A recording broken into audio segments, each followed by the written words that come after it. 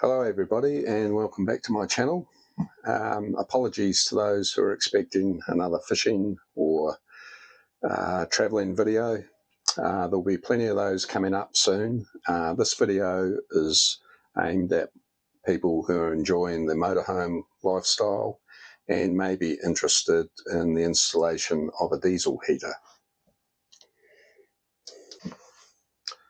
One of the mistakes we made when ordering this motorhome was our heating. We decided to go with a Propex LPG heater.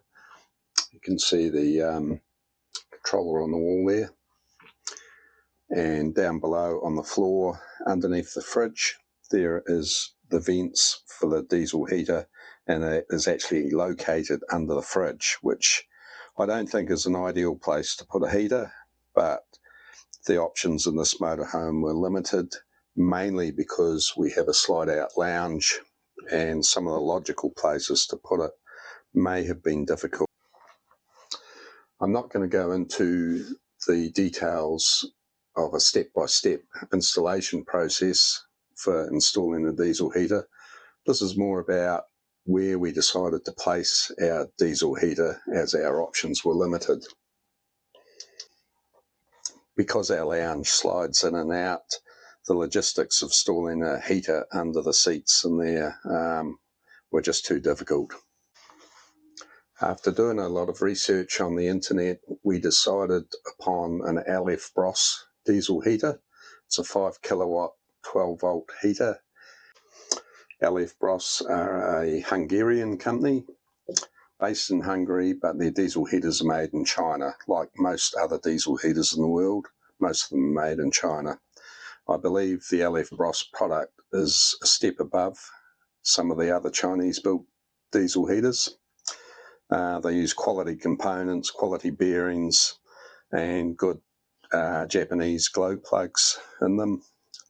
I believe at the time that we purchased this heater, which is during the COVID lockdown, it was landed in New Zealand for around about $600 to $640. That's including tax and including freight. You can get diesel heaters cheaper than that, but I'm not sure what the quality is like on those heaters.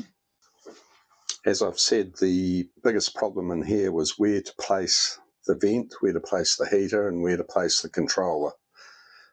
The controller we managed to fit up under this cover here, under the ledge, and we were able to hide all the wiring behind that and behind the curtain.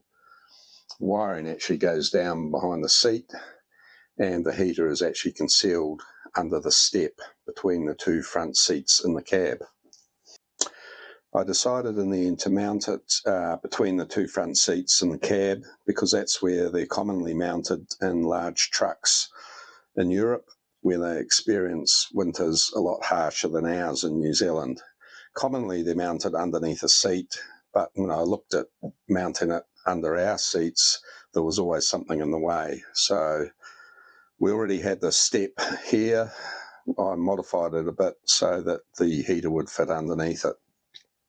Here you can see the step opened up and the placement of the diesel heater. So it's got connections that go through the floor for the inlet air, the exhaust air, and also the diesel.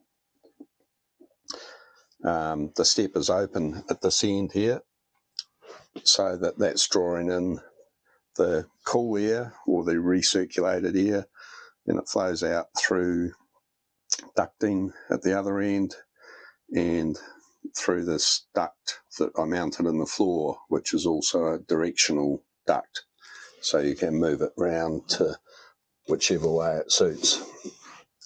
We can still use the diesel heater through this ducting system with the front seat swiveled around as well.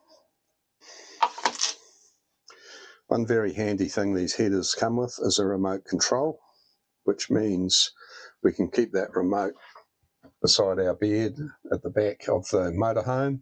So if it gets cold in the early hours of the morning or at night, we can aim it to there and turn the heater on. We prefer to use the heater on the kilowatt or hertz settings. So At night time, it's just set on the lowest setting, which is 1.4. With the heater set on 1.4 hertz or kilowatts, it's very quiet. Being a 5 kilowatt heater, it's only just ticking over. Okay, I've got the diesel heater running now. It's the sort of display you get on the screen when it's running. It's set on the lowest setting. I'm just going to take the microphone off and put it down by the actual heater so you can hear how much noise it makes.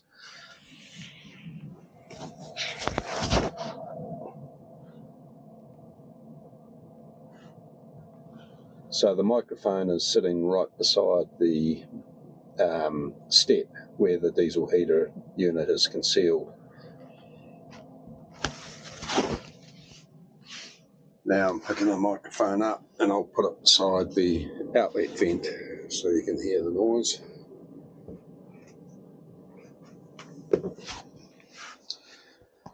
Now I'll put it where we would normally be sitting. So the heaters themselves are pretty quiet. If you've got a TV going or having a conversation, you wouldn't even notice the heater going. Okay, I've got the heater running at the 2 kilowatt setting now, and the noise is still okay. It's quite comfortable, really. Okay, I've turned the heater right up to its highest setting now. You'll hear it start to crank up a bit now. We would very seldom ever use it on this highest setting. In fact, you wouldn't use it at that setting unless the inside of your motorhome or caravan was really freezing and you needed to heat things up fast. You can just hear the noise starting to pick up there now. I did do a test in the middle of winter when it was 0 degrees inside the motorhome with the heater running at full noise at 5 kilowatts. It took just over half an hour to heat from 0 degrees to 20 degrees Celsius. So they're very effective heaters. As far as the installation of these heaters go, they're pretty easy to install. The hardest bit is actually locating where you're going to put your vent, your ducting, and your actual heater. The actual connections for everything are very easy. All the electrical connections just snap together with special fittings, so there's no problem there.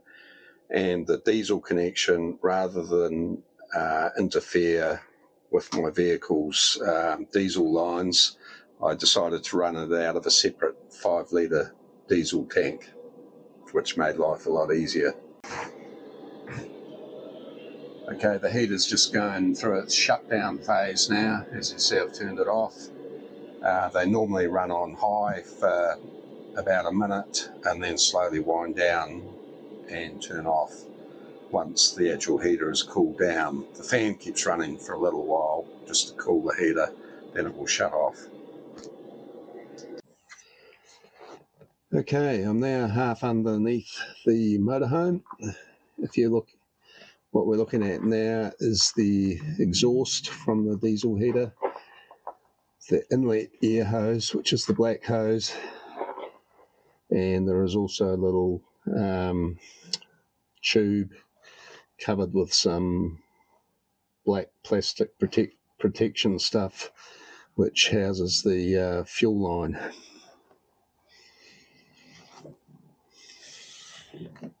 Also, you'll see there's a muffler on the outlet hose, and if I poke the camera around here a bit, you'll be able to see the fuel pump.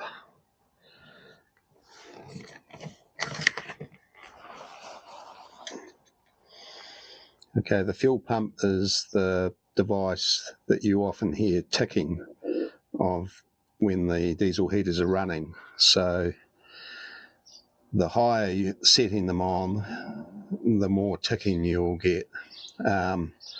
Some people say that annoys them, but we've never had a problem with it where ours is mounted. So if you can mount them away from where you're sitting or sleeping, but try and keep them reasonably close to the actual diesel heater where it's installed. Okay, thanks for watching. Hopefully this has been helpful to anyone who might be considering installing a diesel heater. It's certainly been a game changer for us, and the diesel heaters are just streets ahead of the LPG as far as efficiency and the amount of heat they put out. I'll put a few links at the end of the video just with some more information on this actual heater.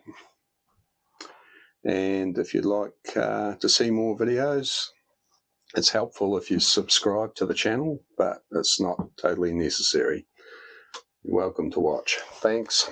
See you later.